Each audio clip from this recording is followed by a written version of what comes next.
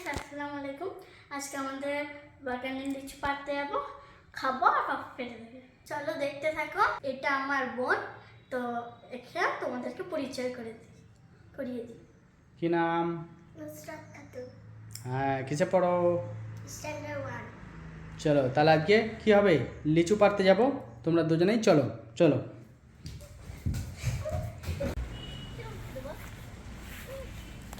এই তোমরা কি করছো? লিচু পাড়তে। এই দেখো আম।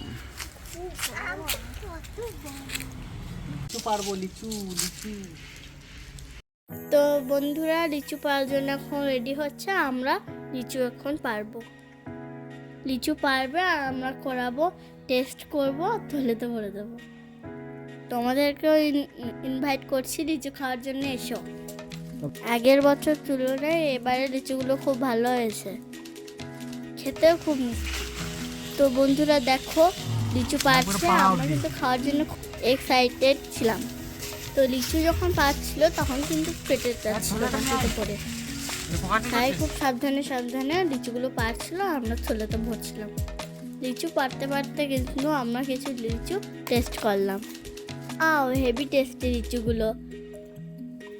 গাছ থেকে ডাইরেক্ট পেরে খাচ্ছি, তারপর বুঝতেই পারছো কত টেস্টি।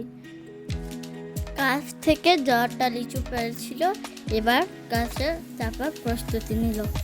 লিচু পাড়তে গিয়ে কিছু ডালও ভেঙে গেছিল, ওইটা প্রতি বছরই ভাঙে।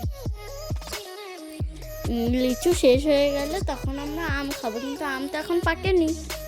তো এই দেখো গাছটা চেপে পড়েছে, এখন আমরা লিচুগুলো থলেতে ভরবো। লিচু গাছের ডাল কিন্তু খুব নরম হয়, লিচু গাছে চেপে লিচু পাড়া খুব কঠিন। তো বন্ধুরা বাড়ি চলে এলাম, আমাদের লিচুগুলো দেখো কত সুন্দর।